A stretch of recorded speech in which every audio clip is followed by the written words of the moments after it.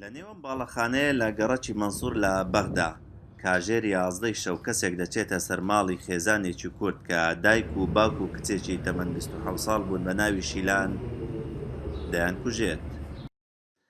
ئەمە وێنەی شیلان دارە ڕەوفی تەمەن 27 ساڵ و دایک و باوچێتی. دراوسێکانیان دەڵێن لەم خانەوادەیە بێ کێشەترمان نەبینیوە. پیاوێکی ئاشتی خواز بوو. دوای نوێژی مەغریب یان عیشا دەهاتینە ئێرە.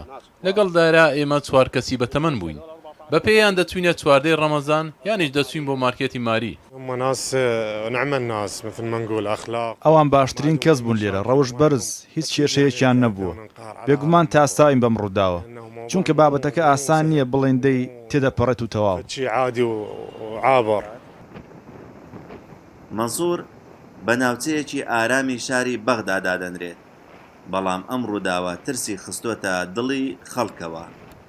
کوشتنی شیلان و دایک و باوکی بۆ تەمایەی ترس لەلایەن دانیشتوانی تەواوی ئەم باڵەخانەیە بەوتەی دراوسێکانی کە خانەوادەیەکی بێکێشە و گرفت بەم شێوازە بکوژرێت مانای ئەوەیە نا ئارامی و نەسەقامگیری لە بەغدا بوونی نییە.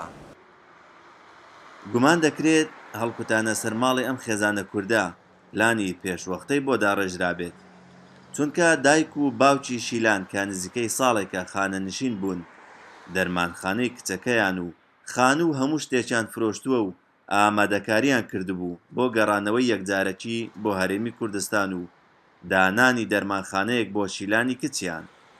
شیلان لەم دەرمانخانەیە کاری دەکرد. هاوڕێکانی دەڵێن ڕۆژێک لە ڕۆژان نەمان بیستووە شیلان هیچ کێشەیەکی هەبوو بێت.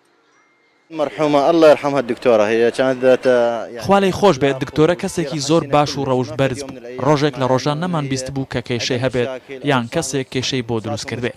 داوا لە حکومەت دەکەین ڕێکاری پێویست بگرێتە بەر و ڕێگری لە خوێن ڕشتن بکات تاکە ئەمڕۆشە. بە پێی زانیاریەکانی ڕوودا و جگە لەو تۆمەتبارەی کە لەلایەن بەڕێوەبەرایەتی ئاسایشی هەولێرەوە دەستگیر کرا، 3 کەسی دیکەش تاوانبارن بەوەی دەستیان لە تاوانەکەدا هەبێت.